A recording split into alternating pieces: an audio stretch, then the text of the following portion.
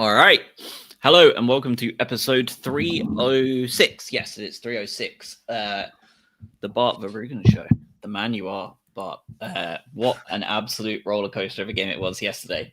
Obviously, you've lived in Chicago for quite a long time before moving over to Florida, Craig, and the media in the NFL world is calling the Bears the cardiac Bears, and the Albion did their best cardiac Albion impression yesterday, didn't they? Talk about heart attack football. How are you? How's this Thanksgiving preparations going in your new gaff, and how are you feeling after that mess that was the last 15 minutes yesterday? Yeah, doing good, thank you. Yeah, it's the whole Bears thing is another thing. Both of us being Bears fans is it's a lot. But yeah, doing good. Thanksgiving's coming up, half week. That's great. But yeah, being a Bears fan and a Brighton fan at the moment, it feels very very similar. It feels like I'm just constantly watching 90 minutes of anxiety-inducing sport and then trying to continue my day like a normal human being.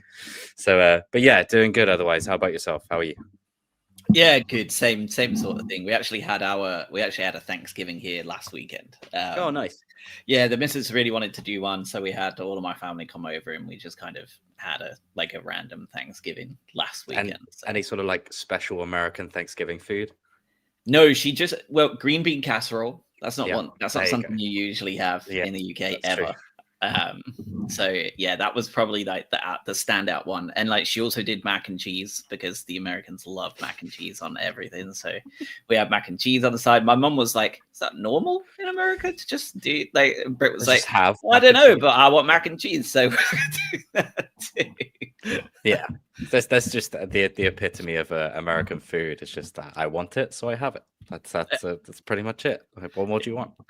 It really is, and fair play to them. What were your thoughts yesterday going in? Obviously, the international break had been a pretty long one. We're now, I think it's 4 months of normal club football, like finally. But what were your thoughts looking at that 11? The news, of course, of Mitoma being fit but pain management, whatever the hell that means, and Iari going off injured during the break as well, coming back to actually be okay.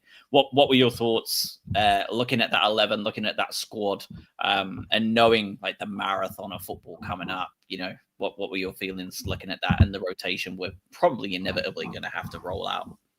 Yeah, I didn't think too much. I didn't really pay any attention to the international break. Like that's sort of, I guess that's where my head is at when it comes to international football at the moment. Like I really wasn't interested. But yeah, I saw obviously Iari go off and just a few bits. I didn't expect anything to be too drastic, but then you've got Dunk coming off for Boscagli, which is like probably the main thing we want to talk about in that 11.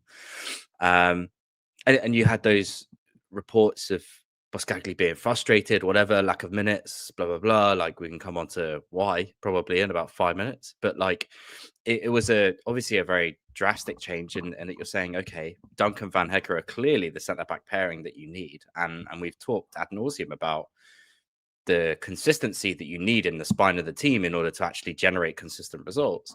So to see that change more than anything, which is not a result of international football, that's just a swap that probably nobody saw coming. In hindsight, obviously it wasn't great, but it was almost like, okay, that's refreshing that we're going to make a change and that, Boscagli does deserve a chance and we are going to do that. So that was the main one that I thought was strange. But at the time I thought, actually, this is going to be quite promising if we're willing to make these sort of changes straight after the international break. But that was the main one. I think, what about yourself? I think otherwise it largely remained the same. Yeah, and I think it probably deserved to remain the same. I don't know about you, but like we've been playing pretty good over the last couple of weeks. Like we've started to see some semblance of an actual game plan. Like they look like they know what they're doing. Like things look like they're picking up a little bit. And as you say, like Boscagli getting a start, Dunk being injured, like being out ill. It made total sense. I was a little bit worried about him. Solely because he is smaller in stature and he was then going up against Thiago, who is having an unbelievable season. And he's also massive. So I was like, that will be interesting. But I think we were all quite excited to see him. And then wow, It's a shame, really, because I thought he played so well against Arsenal. So it's not just, your Barnsleys and Oxfords. Like, I thought he was fantastic as part of that back three and probably our best player in the three, even with Van Hecker playing there at the Emirates. And yet he was not it yesterday. The passing was terrible. He looked every inch of like that small stature against the big boys at Brentford. It was a rough one. Doom in the chat is one of my favorite stats as well, is just to note before we even get into it, with Hertzler wearing a tracksuit, 6 wins, 2 draws, and 1 loss, when Hertzler wears his ridiculous Devil Wears Prada nonsense, 1 win, 3 draws, 3 losses. I think the fashion world is desperately trying to tell you something, Fabian, and like just stick to the coaching and less of the modeling, and like I think we'll do all right. But he was up in the stands yesterday, wasn't he? And Crofty took hold of that one. How much do you think the kind of the coaching piece was him, and how much was Hertzler? Do you think because the Albion it's just a little bit of a different club, isn't it? And most of the times you would have the guy up top giving constant instructions down, right? Like the headsets and stuff. Yeah. With the Albion being the Albion, I wonder how much of that was pure Crofty yesterday. It would be interesting to know how much of the in-game management was him. What are your thoughts on that? Yeah, I didn't even know that he was in the stands for the game, to be honest. I think it probably answers your question as well, is that I didn't really notice. We're quite lucky to have someone like Andrew Crofts in there as well. Like, just I think he knows what this club is. He knows what we're trying to do. He's been around for so long. I think really, I don't think it makes too much of a difference, right? You have that 45 minutes. You go into the halftime, which again was probably important in this game in particular, and just get your message across. And even if he's in the stands, you're making the right substitutions again. I just thought the subs yesterday were spot on again. Like, he has a general lapse once or twice where those subs kind of don't make sense, but on the whole, he's so good at making the right changes at the right time that you start getting this reputation now of, oh, like, you've scored against Brighton, it doesn't matter anymore, because like they will come back and they will hit you eventually, which is such a change to what we're used to in, God would say the Zerbi and even the Potter management, is that like you can huff and puff, but if you go 1-0 down, it's kind of over. But like, it's so weird to see it on the opposite side now. And I think people are trying to see that and actually seeing it and buying into it.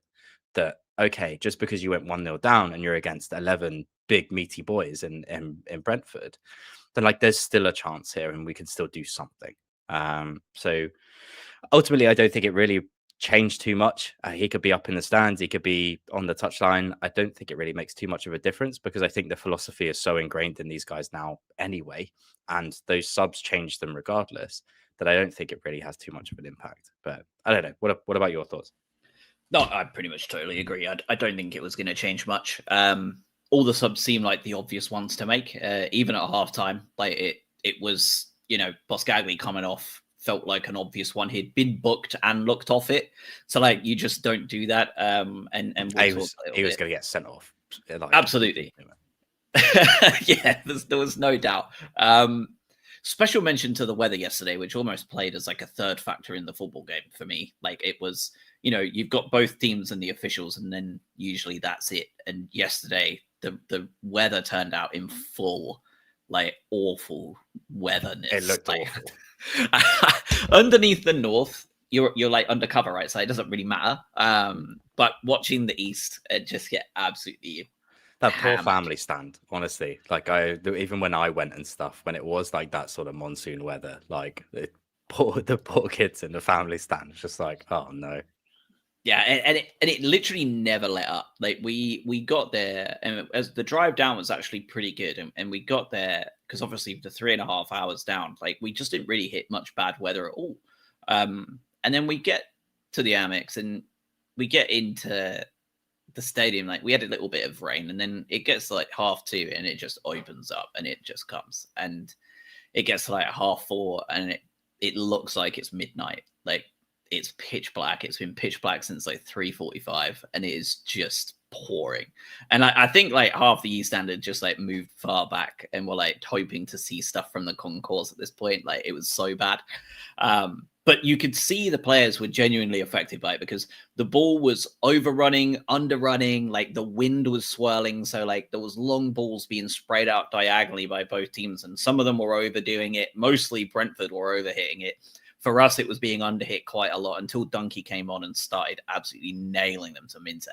But for the most part, like, it was horrible. The teams hated it. And it was honestly one of the worst weather days I've seen at the football for a long time. Really, it didn't look too bad on the cameras. Like, that's the thing, is it doesn't really portray well to like live television. But like, again, you can talk tactics and stuff like that as much as you want, and you can pay these guys hundreds of thousands a week. But like, if you if the weather's pony, then like there's very little you can do about that, and it does affect the game. So yeah, but yeah, it didn't look too great at the end, but it doesn't translate well to camera if you've got someone that's there, and it's like the one of the worst downpourings you've seen in recent memory. Yeah, God. Especially for like the constantness of it. We drove home and it didn't stop then either. And like we stopped off at some services for like dinner, and it just, we got back in the car and it was still raining. And then we finally got back to the Midlands and it stopped. And I pulled off the M1 and was going down like a country road, like from Lutterworth to where we are, and it's like a 12-mile stretch. And it's not like a back lane country road; it's like a pretty well-worn one. And I've never driven in fog like it. I drove like 25 the whole way home, and I was 60. So like, even once it stopped, I could barely see like 8 foot in front of me the whole drive on this country. Like it was absolutely insane. So playing in it must have been absolutely miserable. Yeah. God. Yeah. I mean, it sounds pretty awful. And it looked miserable watching it, to be fair. That first 30 minutes before the goal, like it was dire, wasn't it? And I mean, I'll probably say this for the whole game. I feel like Brentford were really poor, and we tend to come out of international breaks looking pretty rubbish. Brentford didn't really do anything but match our energy. I felt they were really, really poor. And it felt like almost the entire threat that Brentford posed for that first half an hour was Brighton mistakes. Like it was just misplaced passes that were going straight to Brentford feet, and they were just lobbing it over the top and hoping Thiago or Shada could get onto it. It was a really ugly opening half hour, wasn't it? It was. I hate it, and testament to the weather to influence that, but also like it was also the set pieces as well, right? Like there's this sort of media thing around their long throws and stuff like that. Like I get it, but like you do have to remember that Keith Andrews is a set piece coach turned manager, right? Like that's where his forte and where his strength is, and obviously he's going to use ex-Albion midfielder, of course, as well. And of Albion fame. He's a good player for us as well, just for the record. But so that's also not a surprise, right? It's a set piece coach, been promoted to manager, uses set pieces like water is wet. But it was like you're right. It was those sort of Route One sort of football. Like they've got some big players in there. Like you're expecting the level of talent that they have, because it's a really good front three with Shada, Thiago, and Ouattara out on the right wing. Like that's a good front three. But weather and sort of, I guess, just the football that they're playing at the moment, you're right. It's very reactive to the mistakes that you make, and you just try and lob it over the top and just hope that things are going to happen. And that's where we conceded the first goal in the first place, is that we just got caught out at the back. And it is a penalty, so it is what it is. But it's just that's the football that we were up against, and that's the football that undid us for a large portion of the game. So I assumed you weren't too far away from the penalty incident either. No, and as soon as he went to ground, you knew what was coming next. It was such a poor challenge that I would have been really disappointed if an Albion player didn't make sure to go over and get that contact, because it was so badly timed. And I suppose like it's a shame that the Carlos Baleba conversation has to continue, and it's the 23rd of November. This kid's mentality is in the gutter, isn't it? Like, do you think he's here Feb 1st, or do you think he's gone? Like, or we're in a situation now where like we need to win games, right? Like, it's still only early on in the season. Like, we can't just be like, oh, we've got 8 games to go, let's just play him and like try and fix him. Jack's back. which we'll talk about a lot, I'm sure. But like, if he's fit, like you can't, to me, like you can't keep hoping he's going to come good. Now you have Jack or Weaver, right? Like, because we know he can play that role. Why he seems allergic to doing it, I don't know. But if you wanted to play either one of those at right back, right? Like you've got Veltman, Hinchelwood, and Weaver available, and you have Hinchelwood and Weaver available to play in that central defensive midfield role. They're both more of an asset than Baleba at this point. And if you want to win games against teams around our level, which is mostly what's coming over Christmas, including Liverpool at this point, like you have to make a rough decision, I feel like. And for me, like if you're the staff, like you've got to think win now, haven't you? Like you can't just keep giving this kid time to adjust. Like he's either going to get it or not, but right now it's not, and that's going to start costing us results because a better side are clear of us yesterday, and it's too far to come back at halftime. Luckily, Brentford are quite poor, and we were able to make the subs, and we were able to just do what we should have been doing from the beginning, right? Yeah, and to your point, unfortunately I don't think it's a rough decision anymore. Like I just, there's sort of we started the season, it was like he didn't have a preseason, it's fitness, like it's been a rough summer for him, whatever. Like he's still like, I would understand if he was giving 6 out of 10s every game, and you'd be like, oh, he's just a little bit off the pace. Like the guy is off the pace, like significantly. Now there's also a conversation. I don't want to get into it too much because again, he could come back next week and have a barn burner, but there's two things. There's obviously, his head somewhere else, blah blah blah. It could be injuries, whatever. Like, it's just he needs to figure it out. And at the moment, I think we said in our chat, we're carrying him at the moment. Like it feels like he's lagging behind. And I don't, to your point, I don't think we can do that with the lineup that we have, with the fixtures that we have, and with Hinchelwood being back. Like I think that's huge. In that, like I do think if Hinchelwood was fit, Baleba would have been dropped by now. I think you're very much within this question of, well, we can't really facilitate any other way with the way that we play, with who we've got at our disposal. We can't really facilitate having anyone else in there. So we have to play Baleba. Like that's not the case anymore. If Hinshaw can play 90 minutes, and he should be playing 90 minutes, like we will get onto that. But and with Weaver playing as well as he is too, like I think he's been probably one of the standouts this season so far for me, anyway.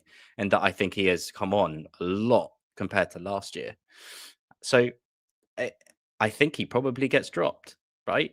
I don't think you should be in this position where you are facilitating bad performances just because you kind of want to keep him in the long term. So to answer your question, in short, I don't think he goes anywhere in January. I really don't, because I think his stock will be at an all-time low, and you basically have a gambling prodigy who owns the club, right? Like you're not going to sell low. So like that's probably out of the equation. I do see him going in the summer for probably less than what we thought he would go for, because his season just isn't as good as last season. Whether it's been a one season wonder or whether he's just having a bad time this year, like that's still up for debate. But ultimately, I do think he should be dropped, and he'll probably be gone in the summer. But we kind of expected the latter. Yeah, it's sad, really, because I think a player that would have left under such a good cloud, if he goes to United and suddenly becomes the Baleba we knew and loved, might get a bit of a frosty reception, right? Like feels which like he will, by the way. Yeah, and he'll deserve it too, which is a shame because he seems like such a nice kid. But if he's that, yeah, we'll see. I hope it's not the case, but then at the same time, that would mean he's crap all the time, and I don't want that for him. So it's a bit rubbish either way. After the goal went in, 1-0 down, it felt like Brentford really turned it on for that last 15 minutes of the first half. It looked like their tails were up. They were coming at us. They were loving the set pieces. They were trying to get as many corners as possible. But we weathered the storm, and I think we can move on to more positives now, because from here on out, it gets quite fun. As fun as it can be in that weather. But from here on out, for me, Jan-Paul van Hecker in the air yesterday was unbelievable. Every set piece, every long ball, it didn't matter who was next to him. Like, he just won header after header after header after header. Like, it was unbelievable from him. I don't know if it looked the same to you on TV, but I've never seen such a dominant aerial performance from Van Hecker before. I Yeah, I thought their set pieces were actually really good. We're just really good at defending them too. And I think Van Hecker is a vital component of that. I think he is a big boy, but also like he gets up, and he's able to defend in this sort of like Duffy-esque kind of way sometimes. Like he has that in his locker, as well as being this incredible ball playing defender as well. So like you do have the best of both worlds with him. I think he's so good. And he's also one that I'm worried about losing in the summer, because at this point he's in contention to be alongside Van Dijk in that Netherlands team anyway. So like if he goes and has an absolute stormer in the summer in the World Cup too, like you're screwed. Yeah, he's really good. And I thought with Dunk coming on at halftime, sorry, like you just had your pairing back, right? And I think we're keeping it positive now, so we're not going to no Buscagli, but the positive of having Dunk come back on, and just have him as part of that team. I think we're well past all of the conversations around Dunk being washed, around Dunk not being up to it anymore. Like this is as good as he can be, and like as soon as you do pair him with someone like Van Hecker, you don't want to mess with that pairing again. You just don't. I just want to see it continue. And Dunk can be as old as he wants. If he keeps playing like that, he should be playing. So I thought, yeah, defending wise, we were really good. I thought Van Hecker was really key to that, especially, alongside Boskagli, who wasn't having the best game, but that's okay. And then just bringing Dunk on, having the wherewithal to make those changes at halftime as well, to change your centre back pairing at halftime too. Like it seemed obvious, but it still takes some nuts. Yeah, I agree. Lots of people in it. The general sentiment in the chat for those listening to this podcast later on, non-video, is that basically every single person in the chat agrees with us that Baleba probably needs to be dropped. So resounding response from the fan base really is that it's probably time for him to sit it out for a little bit. Whether that happens or not so soon, we don't know. We know that the club like to ease players back in. I feel like he'll probably end up starting against Forest at least. But someone noted he's only one more yellow away from a booking, and I think it was Elias in the chat. I think you're probably right. He gets that booking, and I'm not sure we see him again for a while. I think it's such a natural place to give him a rest, as Elias says, and just get him out for a bit. It keeps the scrutiny off as well from the media, because they'll jump all over that. I suppose that the silver lining is that if we end up selling Baleba for half of what he's worth, if Van Hecker does go to the World Cup and have a good one, we're selling him for double, right? He's getting into Van Dijk territory of pricing. Oh yeah, and half of Baleba is still 50-60 mil, by the way. Like it's not peanuts, but I think with the Van Hecker conversation, you're talking, one of the most expensive centre backs of all time. From a price paid perspective, because I think he has got to that level where he is so important, because he is such a natural successor to Lewis Dunk when he eventually rides off into the sunset. Like that's the difference there. In not only is he good centre back, but he's such a natural successor to the captaincy, to what this club is, and what they want to do in the next 5-10 years, not just next year. So like that's how important I think he can be, and therefore the price goes up. So he's 25 as well. So like you're hitting that peak level of like, you got 10 years. That is exactly the sort of time when Van Dijk went for insane money, and like you change that into this economy, and like we're talking stupid cash, especially with the votes to scrap PSR. I don't know what comes next, but that someone better get their bank balance in check, because Jan-Paul Van Hecker is going to cost an awful lot of money, whoever it is that wants him. Halftime comes around, 2 substitutions are made. Buscagli off, right decision, booked and off it. He comes on for Lewis Dunk, and Maxim de Kuyper comes on as well for an exiting Carlos Baleba.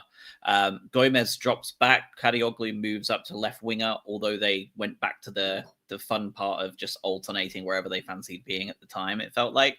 And we kind of moved on from there. And I am fully convinced that we need to stop the Gomez in central midfield idea, because he is just miles better at that kind of one of those attacking players, right? Like, I thought he was quiet entirely yesterday, and it wasn't really a game that suited him anyway. But I thought that it's really jarring watching his skill set not translate at a deeper centre midfield role, whereas Ayari's can, which is strange because they're quite similar. But I don't know about you, but I'd rather not see Gomez plugged into that spot again. I feel like we probably will a few more times, but it's not his strongest spot, is it? No, I think the difference between Gomez and Ayari is that Gomez needs more space.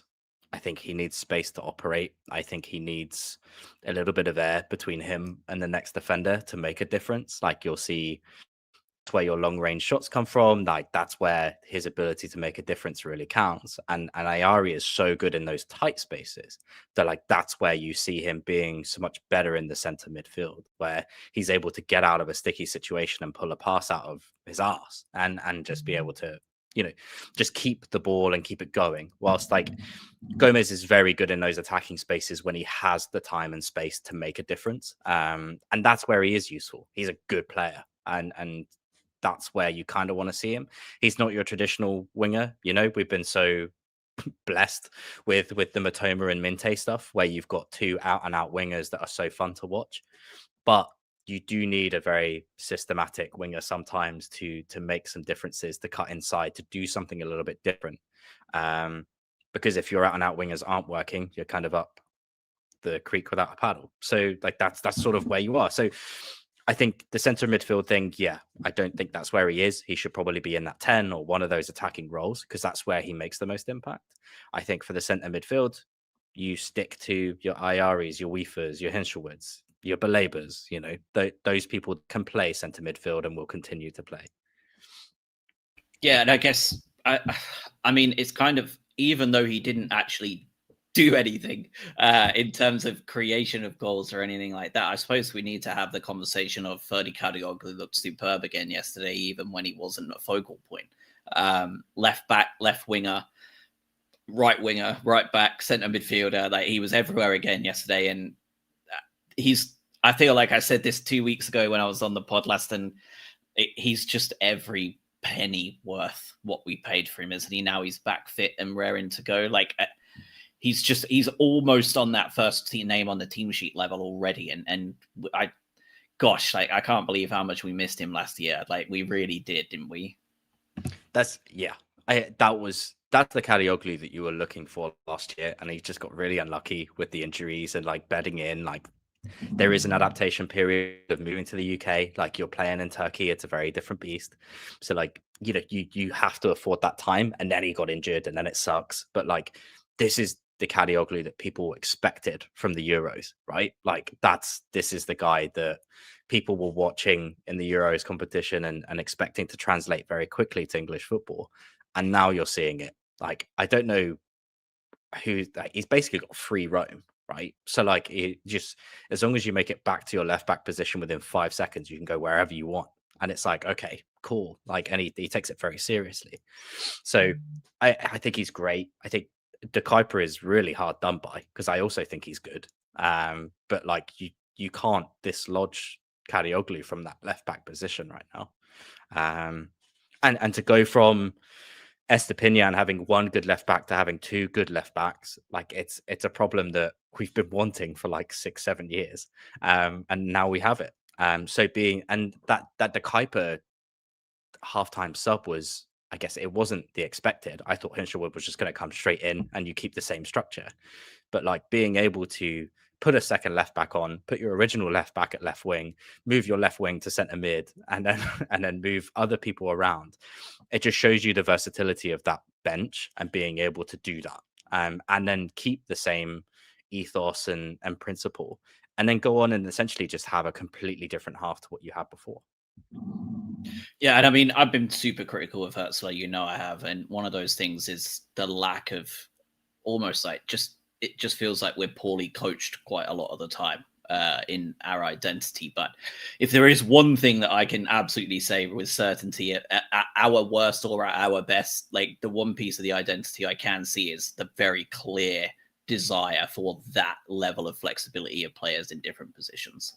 And he has brought that in, and it's starting to flourish now. And I maybe this is what he wanted all along, right? Like this is what he'd envisioned from the start. The long game. Yeah, because we're starting to see it now. I mean, I would love to have just for now. I would love to. I know Mitoma coming back, and Stephen in the chat saying he looks forward to seeing Ferdy and Mitoma playing together.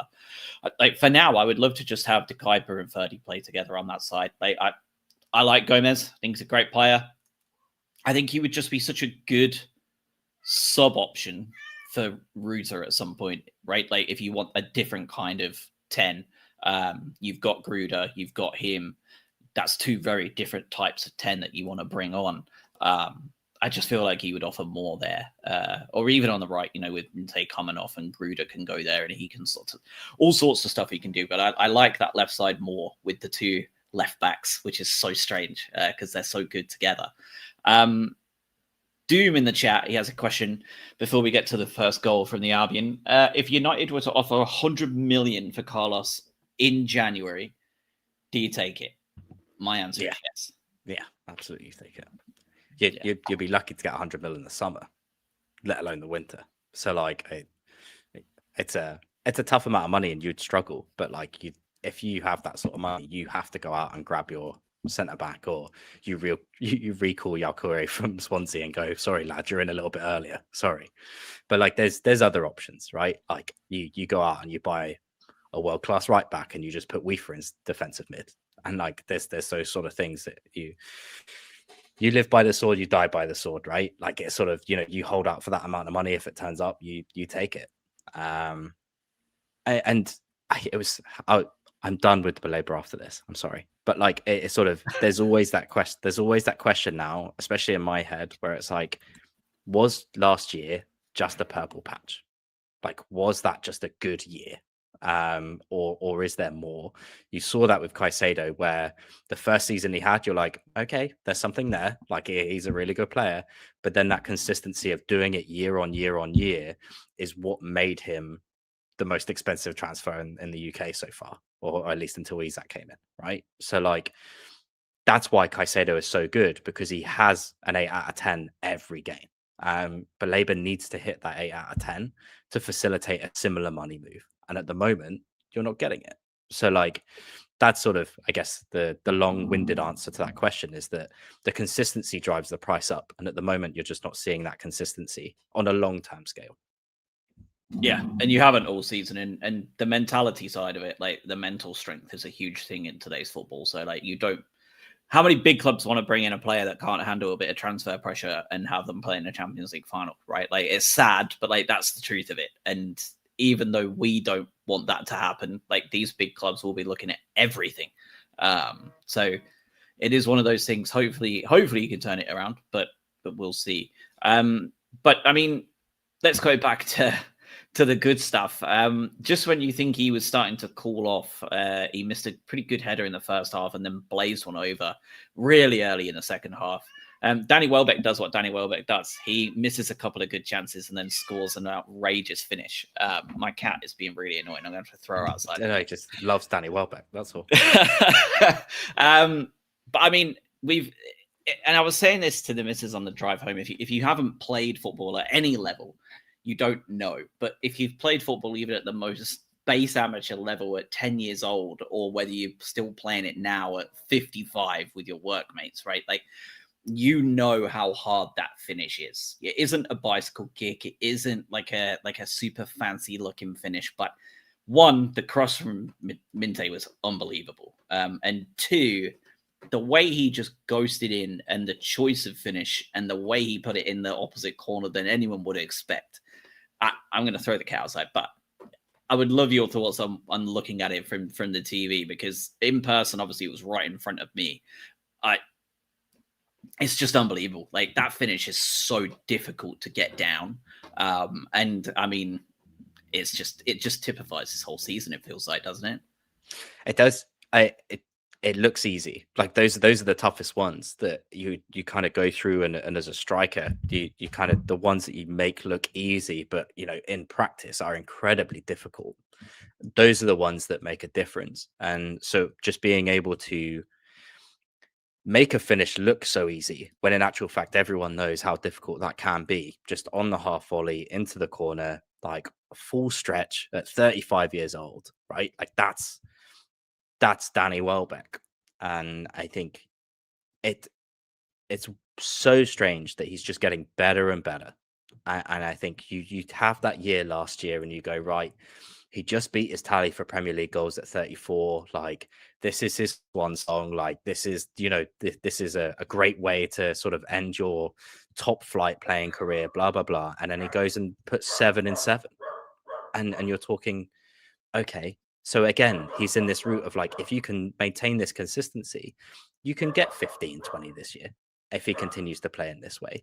And there's no João Pedro in his way this year. He's playing.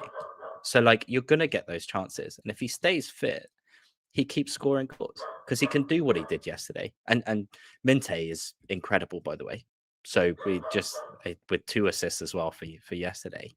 But like, just having Danny Welbeck available, there's always a chance that you're going to score with Danny Welbeck in the team. And that will continue to happen. And I want him to play every single game because he could probably get 15 or 16 this year if he carries on. Yeah, and it's funny because he's one of the least talked about players so far this year. But you're right. No João Pedro presents him with so many opportunities now that fall to him more. And the amount of attention that Jorginho is getting every game drags men off of him. And Georgie is not the same type of 10 as Pedro was. He wants to create more than he wants to score. I'm sure he wants to score all the time, right? But like, there is that in his head. He wants to make the pass more than the shot sometimes, which can be quite annoying. But he's quite happy to feed Danny as much as he is to score, whereas Pedro was quite keen on just scoring, which is fine. And he did, right? Like, that's the main thing. At least he was scoring, because when you have that and you're not so keen to pass and you're not scoring, then it's a problem.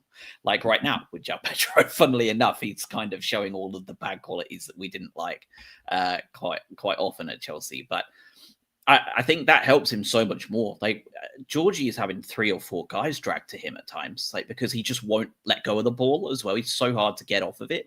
And I think when someone commands that much attention and is so happy to just drive, like, he just turns and drives. And there was a few times yesterday where there was 2 guys behind me and they were arguing almost all game. One of them was just saying he was having a shit game, and the other one was like, he's the only one looking to move forward with the ball. And they were like getting into it with each other. Like, they were obviously having a disagreement on Georgie. But like, I was probably on the side of the guy of like, he looked like the only one, especially in that first half, like with Carlos on the pitch. Like, it looked like Georgie was the only one who looked like he was willing to turn and run. And doing that just opens up so much space for someone as experienced as Welps. And he's outperforming his XG by a wider margin than any striker in the league. So you would argue that this can't continue, and yet this has been the whole calendar year. Like, it's not a coincidence, right? He's found that lethal touch that we've not had from him his whole career. And once we were 1-1, the tail turned, right, pretty quickly. Like, from then on, it looked like we were very much in the ascendancy, and outside of a set piece, Brentford weren't going to do much. They were quite happy to sit in a low block and hit on the break, try and get a set piece or a lucky goal and sit back. And their subs reflected it. And then, of course, ours that were made with Jack Hinshelwood coming on for Gomez, and then Veltman and Gruder towards the end. It feels like they all just made such key differences, didn't they? And Jack Hinshelwood especially. Yeah. The Ruta conversation, he also has to play, right? I think I agree with the first guy that he's the only one that's trying to make a difference and trying to bring things forward, and he commits 3 or 4 players, which leaves everyone else free. I think that's pretty much what you're seeing. Almost like the sacrificial lamb to make space elsewhere. But it serves a purpose, right? And that's what Danny Welbeck is getting is a direct contribution of Ruta and bringing people away from the ball and bringing people into the game. So that's great. And I think, yeah, the changes, again, just getting them right at the right time. It's not just the personnel, but it's also when he's making those changes as well to solidify things and get things right.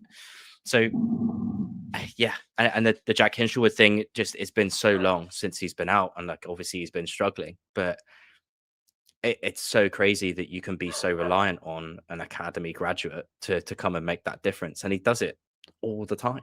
Like it's just this isn't, and it's very similar again. Like this isn't a flash in the pan when it comes to Jack Hinshelwood either, right? Like this isn't some sort of purple patch or whatever. Like he can come in and make a difference. He can play right back. He can score headers. He can play central mid. He can contribute in those ways. Like the ball out to Minte in the first place is mental, by the way.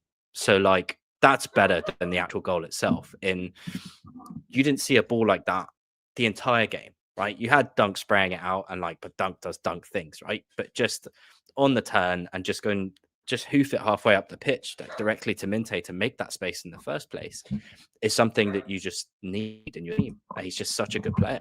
So yeah, and he did make a difference. I think he's got it, whatever it is. Like he just has it, and you need to have him involved in this team.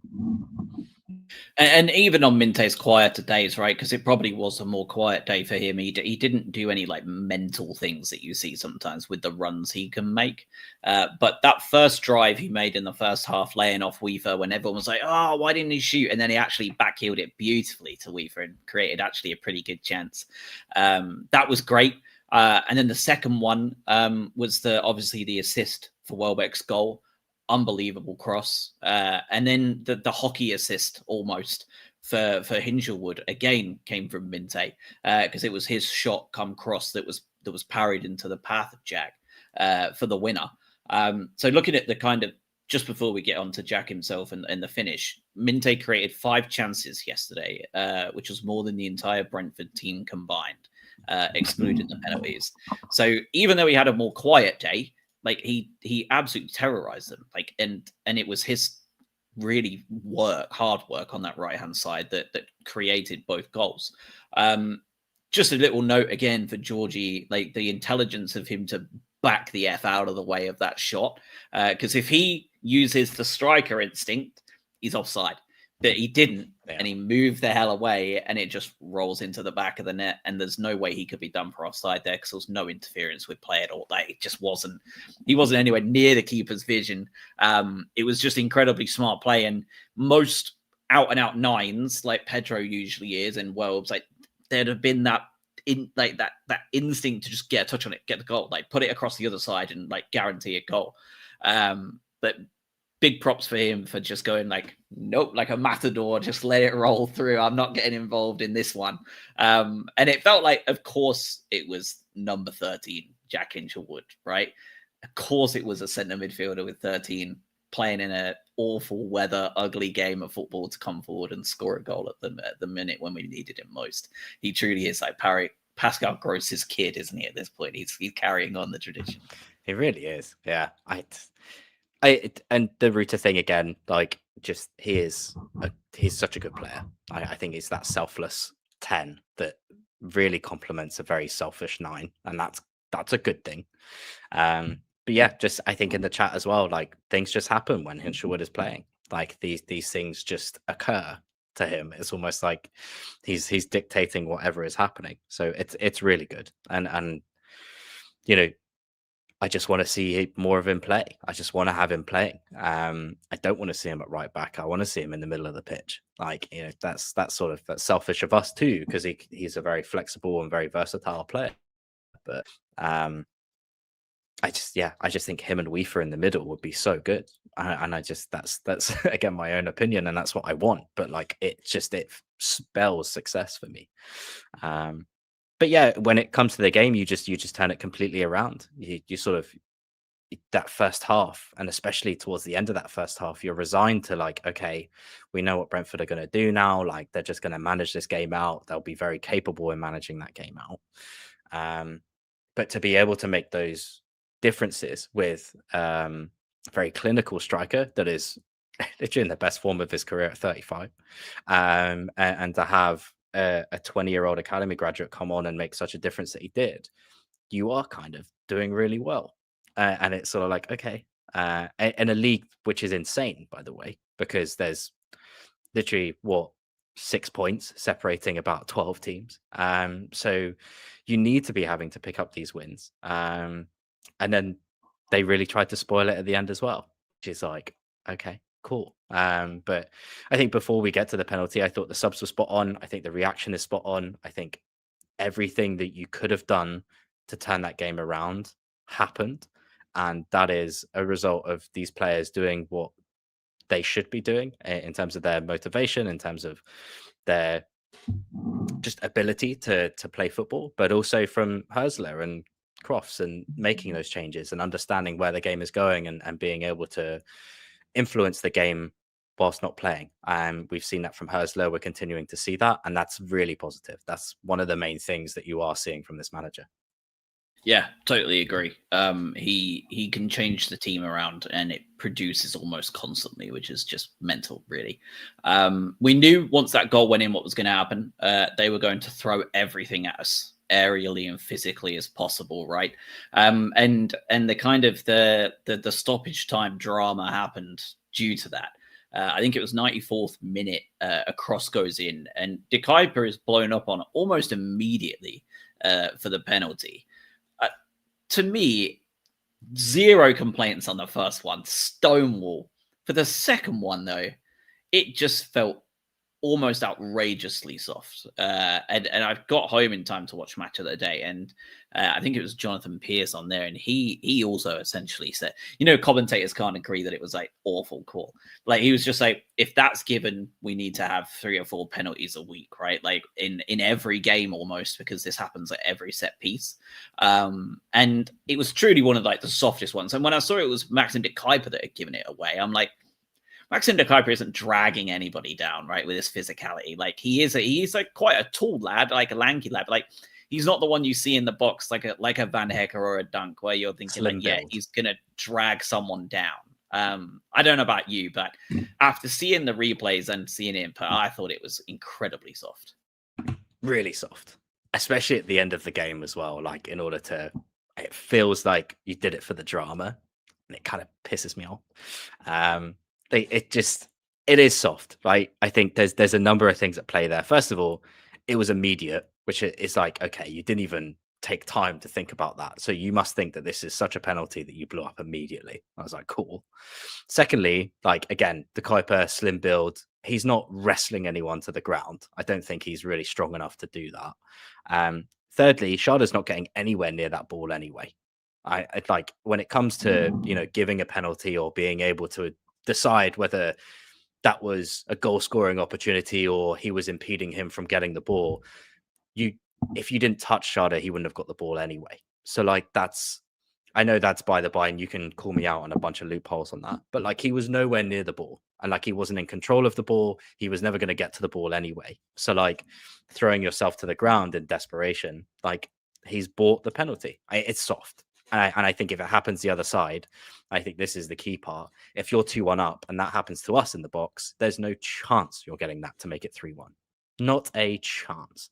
So the circumstances dictate the decision. And I hate that. And I think you see that from time to time. It's just there's a human being behind it. But it's soft and it shouldn't have been given. And luckily, justice prevailed anyway. So that's good at least.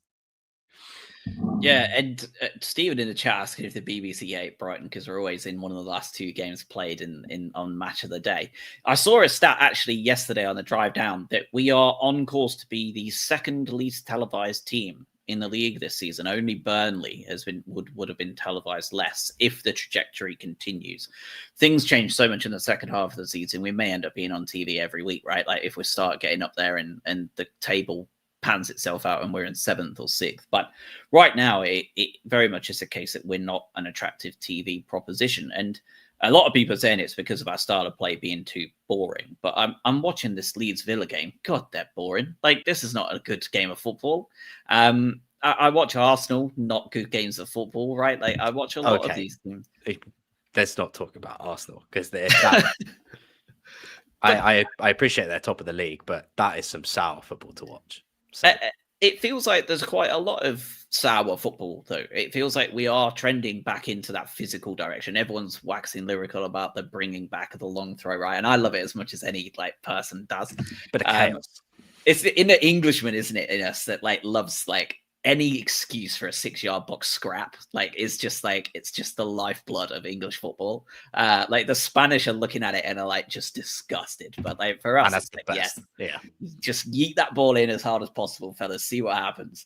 But like for me, I think that like honestly, if I have to be honest, I think we are not boring to watch, so they're not picking us. I think we're boring in that we're just there. I think I just saw it. We're now 81 wins, 80 draws, 80 losses in our Premier League tenure.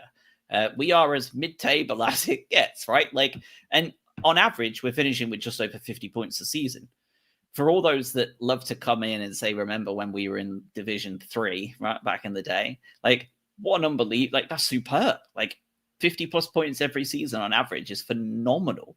But at the same time, like, I think that the Sky and everybody else are just a bit bored of us being there. I think they're quite happy to get leads on the TV more often because they're a historic club, right? Like they're more excited by that.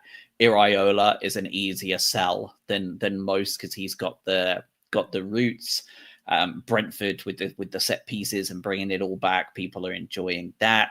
It just feels like we're actually just people almost forget we're in the division sometimes because there are bigger stories to follow. And I don't think it's that we're playing worse. I think that we're just not doing much. We're just there. There's no story. So, you know, like there's no sort of narrative. Like you can focus on the 3 promoted teams, you can focus on the media top 6, and you can, you know, wax lyrical about those. You got Palace in Europe, you got Brentford with the long throw, you've got, you know, all of these different teams with different narratives, should we say.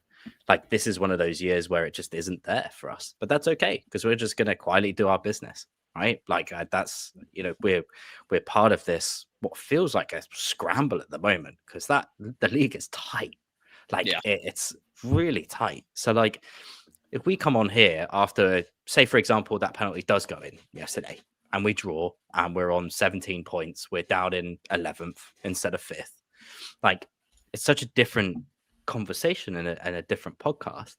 But like it's just, I feel like the league is so tight at the moment that there's no actual narrative anyway. Like, because anyone could be anywhere at this point still, because you're only 12 games in. So yeah, I mean, I agree, but I'm happy just to go about our business without any fanfare, to be honest. The less pressure, the better. So the more that we can stay not under the radar, but just out of prying eyes is probably better for us anyway. Yeah, I agree. It's almost like, oh yeah, Brighton, yeah, well-run club doing fine. Like next, like it's like we're not a surprise anymore. Good. They're good. There's no novelty. Yeah, which is, I mean, how can you not want that? But I mean, as you say, I mean, there are 5 points separating 15th and 5th. Like that's just at this stage of the season, it's just absolutely crazy. And I think it will stay that way until Christmas too. The results that you're seeing, and especially the 3 teams that came up are actually giving it a go. By the way, like I think that's a really good. And I think there's obviously one team that just doesn't belong anymore. But it's an exciting league. So like, you know, to be able to be stable, consistent, and just go about your business without anything drastic happening, it's something that Wolves would dream of right now.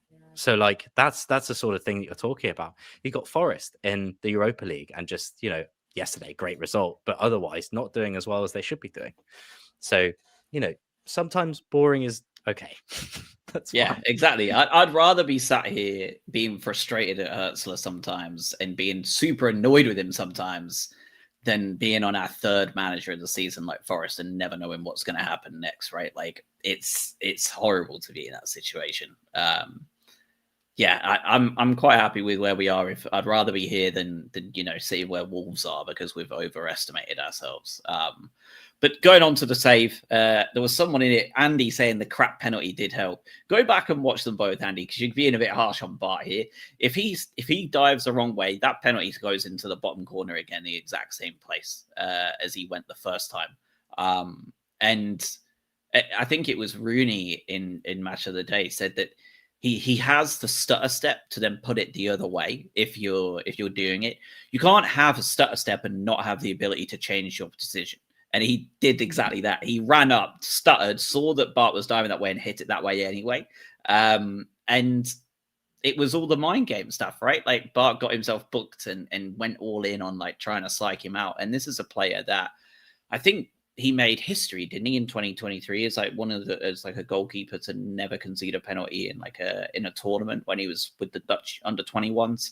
So like before this Premier League tenure, he was statistically one of the best penalty savers on the planet at that age. And then he's just had this horrible run.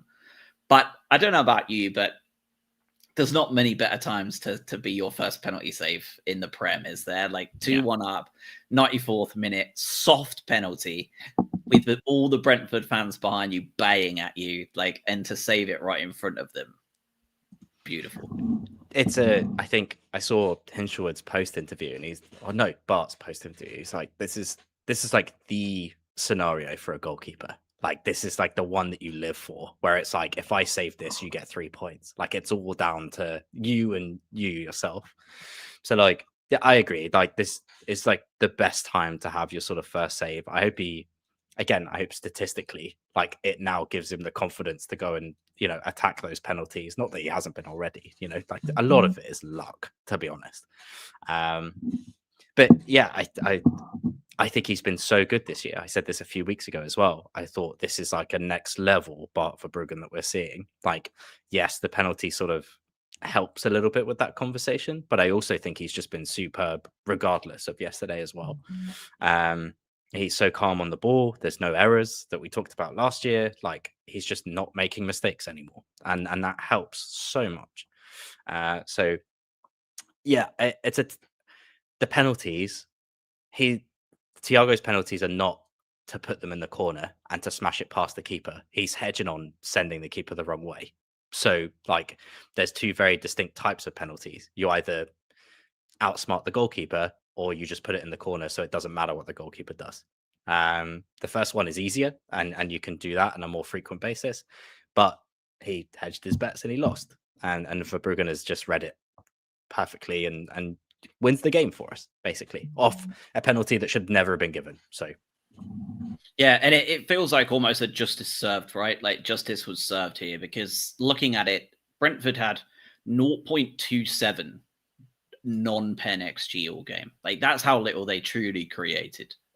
And as we said, we have no complaints with the first, but the second one was rough, and it would have truly have been like a classic smash and grab, like if they would have took anything away from that game in the end, despite how poor we were in the first half. That was the only reason they looked like they were having any kind of chance, really. Who was your man of the match yesterday?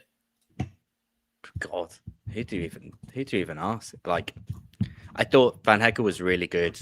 I feel like I should just pick Minte anyway.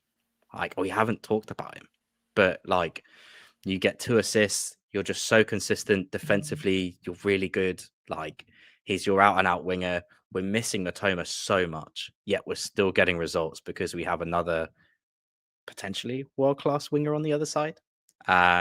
So there's a few people you can shout out. I think Danny Welbeck is great. I think just the clinical nature. Minte, another 2 assists, quietly leading the league in assists now, by the way. Like, I'm going to choose Minte.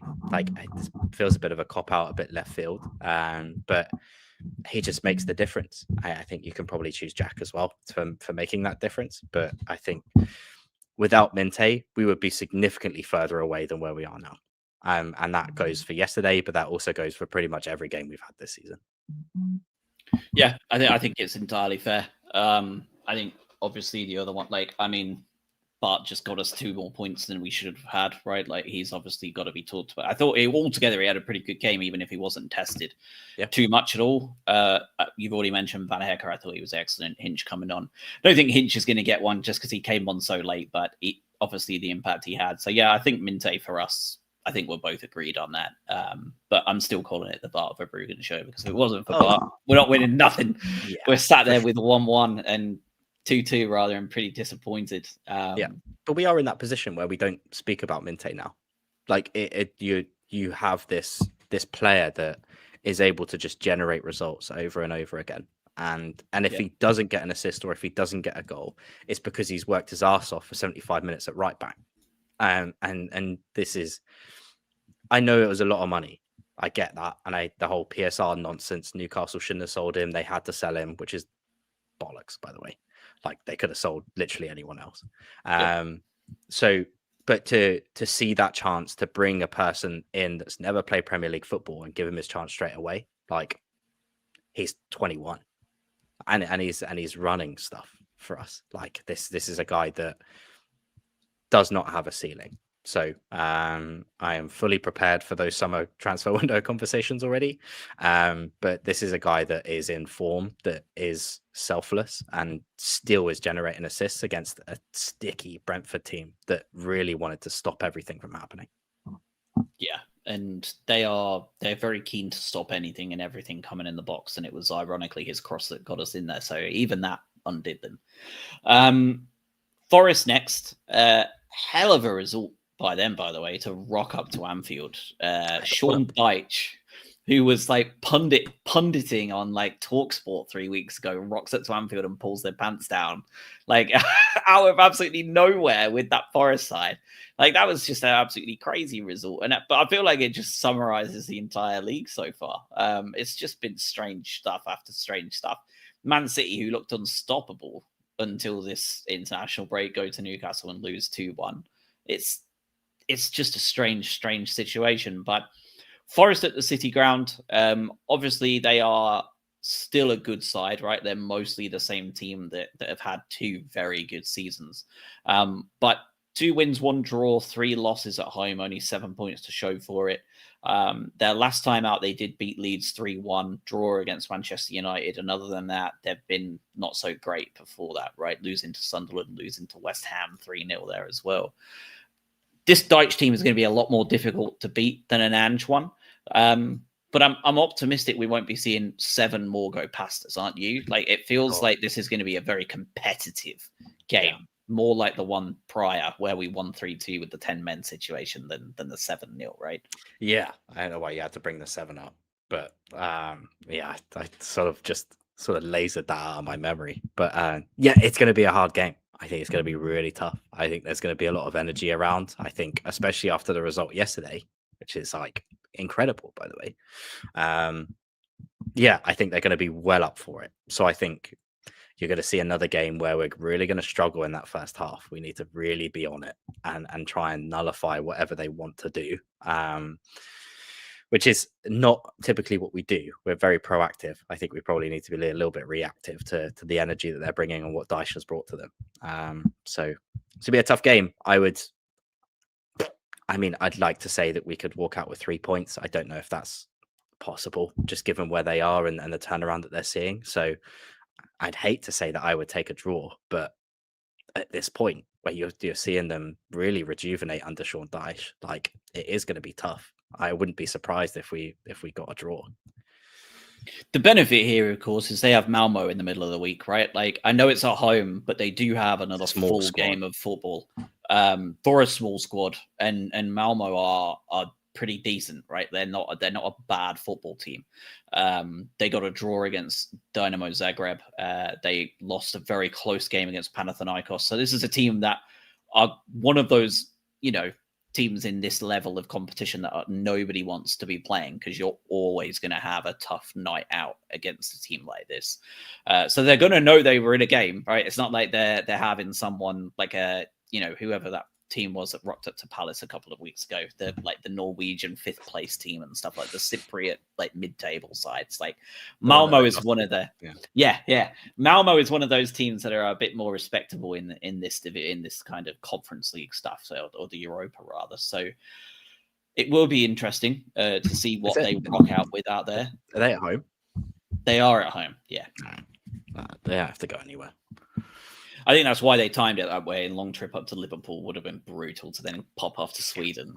So I think they've timed it to have it be a home game for them. But it's still going to be very tough. And I mean, I think it's on the 27th they play, right? So that would be the Thursday, Sunday. Yeah. We know from experience how hard that is. It's a humbling experience for any squad, even the big boys. It is hard. So it will be interesting to see how we do. Elsewhere, I mean, the fixtures are coming thick and fast after that. Villa next after that in the midweek. West Ham at home after that. Anfield after that. Who knows what's going to be happening there? And then at home to Sunderland. I mean, there's a lot of games in there where you want us to start picking up points, really. Forest away, Villa at home, West Ham at home, Sunderland at home, Liverpool away, before Christmas. Every single one of them at this point, which is weird to say with Liverpool being Liverpool, but like they look crap as well. Like, yeah, you want something from everything there, don't you? Yeah, they're coming up to that sort of Christmas season, right? Where they do come thick and fast, and all of a sudden you're looking down the barrel at 4 or 5 games that really matter, and you want to go into the new year like in that January transfer window. I know we don't do a lot of business traditionally in January, but you want to be in the best position you can in January. Like to, if you are going to influence people to potentially come, or if you are going to sign people, or God forbid, if you are going to sell people, like you want to enter January in the highest position in the best form you can, because that does influence some of those conversations and decisions that you're going to make. So that's key as well. Like if you're talking outside of football and the other avenues, like that's important. But also there, like you said, there are some winnable games there, and we are still unbeaten at home. So that's a huge factor coming into these as well, is that you really want to keep that going. If your home form is good, the away form can suffer a little bit and you're still good. So like having that focus and making somewhere a fortress, quote unquote, it is something that you can really take in. The longer that goes on, the more confidence you're going to have in making a difference. So some winnable games in there. And there are some teams that I think are finding out who they are or where they're going to be in the league, and that changes, their expectations a little bit and what we're going to be coming up against. So interesting bunch of games. I'm glad there's no international football, but every week now is like, okay, this could change, and especially how tight the league is at the moment. You have a run of 3 or 4 bad results, and that conversation in January is so different.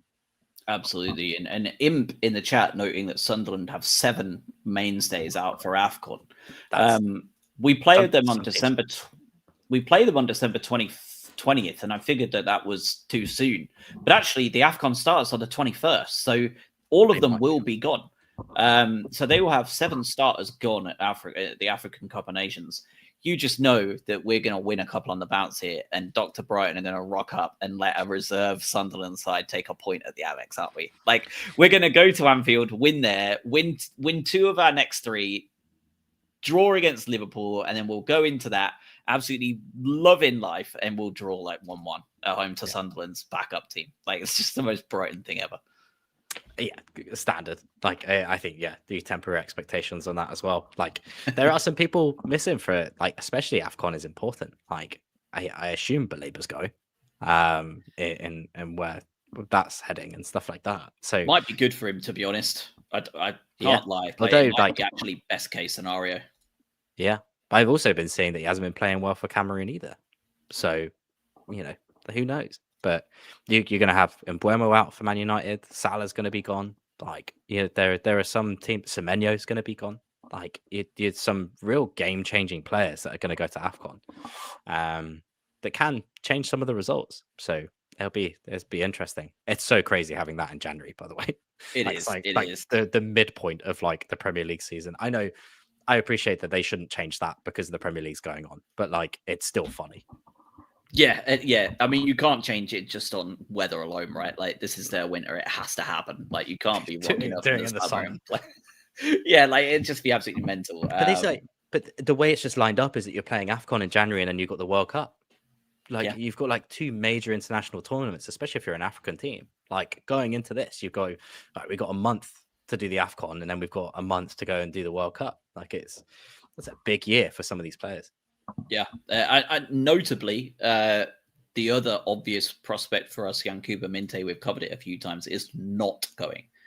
For anybody who's listening and hasn't heard that conversation already, the Gambia did not qualify for AFCON, so he will be going nowhere. So the only person we will be losing is Carlos Baleba in that first team.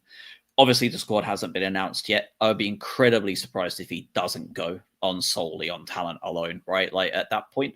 But like I said, I think it could be the best thing for him. Get him out of there for 6 weeks, get him back home. And like, I'm sure he has lots of family over there. Like, see if he can get his head screwed on that way. Hopefully they go deep and we can just leave him out there and let him try and figure it out that way. Like, I don't know. It's just been rough for him. So the key thing for us is we keep Minte, which is our best player right now. Yeah, absolutely. It's like it's a manager's dream to have, and bless him, because I know like that's his country. He's very prideful of playing for his country and being from the Gambia, but like to have such an elite player playing, like it's like Aubameyang with Gabon, right? Like it's sort of like you're like Haaland at Norway. You're like the talisman. Well, not anymore because they just won 8 out of 8 and they're in the World Cup. But having an elite player in a low level international team where he doesn't make these major tournaments is such a shame for him. But for the club, it's incredible. You're like, okay, so everyone else loses their African players apart from us. Okay, that's cool. So yeah, but maybe next time I hope like Gambia can get into some of those as well. Like I hope he can influence maybe a younger generation to really push through and kick on, because that would be really cool. Yeah, definitely. I mean, obviously you got Zlatan as well, who led the line for Sweden for such a long time. Right now, you've obviously got that another massive player leading teams into the World Cup, and that was Curacao being led by Jurgen Lagardia into their first World Cup. The one and only. Currently without a club, but still playing there and will be playing for them in the World Cup. That's insane, by the way. Like I can't believe that. So this World Cup is going to be wild because like Norway's going to come in as one of the favorites. Like especially with the group stage that they just had, it'd be silly if they didn't come in as potentially one of the favorites. You got Spain that are really sort of reeling. They're not the Spain they used to be. You got an Italy team that has to go through the playoffs. Like they're not that great at the moment. Like France will be France, but even they sort of struggle at times. So it's going to be a funny World Cup. Tell you what, if you like it, they are way down. If you wanted to have anything on them reaching the final, I think you could probably make a lot of money just reaching the final. Right now, they are 150 to 1. Wow. Spain are favourites at 9-2. Sunderland 13. Sunderland. Sunderland. Spain. Yeah, I'm looking at lots of stuff on my screen. Spain at 9-2. England at 13-2. France at 13-2. Brazil at 17. Argentina 17. Germany then at 14-1. Portugal, Netherlands, Italy. Italy, you haven't even qualified yet, by the way. Belgium, Uruguay, USA at 80-1. There's no way that the USA are less odds than Norway, but they are 150 to 1. I bet you could get a decent request to bet on Norway making the final if you wanted to have a flutter on that. But I don't know. You look at it, that team like Sorloth, you got Haaland, you got Odegaard, you got some really good like Norwegian players coming through there. I know it's a betting market, right? I'll put a tenner on it and they'll go down to 10-1. So, like that's pretty at this stage as well, especially. I mean, it's always stupid. Like people always on the internet get upset with like, oh, how are England right there? And it's like, because it's English betting sites, you clown. Like that's what people are optimistically betting on. Yeah. But yeah, they do have quite a few decent players, don't they? Obviously, Brentford's Ayer is one of their centre halves. Ryerson as well for Dortmund. Yeah. Very, very good player, yeah. And then their midfield isn't bad either, like you say. Oscar Bob, now he's back fit as well, will always be a problem. Sander Berger with Fulham, obviously playing pretty well. Berger and Odegaard in the middle. You got Bob, Haaland, and Sorloth up top. Like, there's enough firepower there to win 4-3 in most games. Oh yeah, absolutely. So, and even if Sorloth gets crocked or someone, that Strand Larsen is also probably going to be going. And I'm a big fan of Strand Larsen, by the way. I think it's really good. He needs to move in January, by the way. I hope. If he wants to be in the World Cup squad, he needs to leave in January. I agree. Yeah. All right, let's wrap. We will be back next weekend post Forest, and we are the early kickoff on the Sunday, so we'll probably go live right after. I'm there, but yeah, I could probably actually call in on my phone in the car if we all wanted to do it right at full time, because I'll just have the missus drive home. I'll drive there. We just alternate stuff, so that should be easy enough. And yeah, hopefully it's a good result, but. It's my favorite time of the year because one, I love Christmas anyway, but two, like it's just so much football, like whether you want it or not. And I love the side dish of AFCON, the years where you get a side dish of AFCON throughout January. Because AFCON football is wild too. It is so entertaining, so entertaining. Like that year, Zambia did really well. Like, there's just always at least like 2 hero stories. Like the players are just so fun, like because it is that lower quality, but like they're just every team has at least one player that's actually like right at Champions League level. So like it's just carnage. It's so good. Yeah, they're so passionate about it too. Like just like it means so much that like I think we don't understand just how much. Like the Euros, you go through and you go, oh, we lost, whatever. But like it's a big deal. So it's always fun to watch. For a lot of those European teams, right? Like, you know, if we go out in the round of 16, it's like, oh, FFS, like annoying. Like I didn't want to swear, so I just shortened it. Like, yeah, like you're just like annoyed, aren't you? Like it is what it is. But like for these guys, like it's absolutely everything. Like it is so like it's their one big game, right? Like possibly.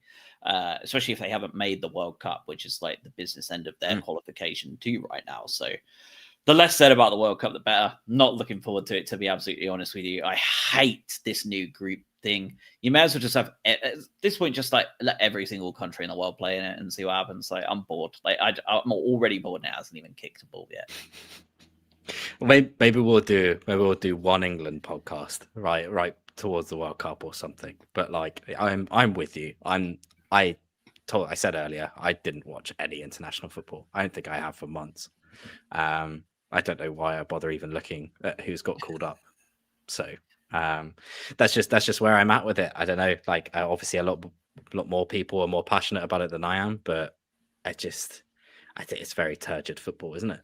Like and you just know there's at least one massive name footballer, even if it's just for their team, right? It's going to be someone who's like Bruno Fernandes, crucial to United's push, or even just like for Brighton, right? Like Baleba actually comes good again and wants to stay, and like he's had a belt in second half of the season and promptly plays on the MetLife turf and just does every single ligament in their knee. Like someone is going to be dangerous. Like you're going to have like a Haaland, like a big name get hurt on that turf. And they still just aren't going to do anything about it. That's your request to bet. It's odds on. So like, what a morbid request. Yeah. But to be honest, like it's a shoo-in. I agree with you. Like I've played on some of these pitches out here, and they're shocking. Bad. They're really bad. I think the spongy nature of that 4G turf and just the bounce back you get, especially on your joints and stuff. Like for elite footballers, I think you're right. You're going to see some serious injuries. If it controls the outcome of the World Cup, they'll never have it ever again. And it'll probably be just scrap from the record in 20 years. Because I do think that is a possibility. I mean, there's a few reasons why that might happen in 20 years that we're not going to, that's not the right thing. It won't just be football scrap from the record. Yeah, not the right podcast for that. But that's one of let's keep Welbeck here. Actually, time out. Yeah, with the current administration and the current turf conditions, I think we'd rather just keep Danny here. Thank you very much. I'm quite happy with Welb staying home. All right, we will be back next week to talk all things Forest and how we've handled Deutsche Ball. Which just once again came back to the Premier League. So have a wonderful week, everybody out there. Happy Thanksgiving to everybody who celebrates in the US, who listens. I know we have quite a good contingent there, so enjoy your week. And yeah, have a good one. Cheers all.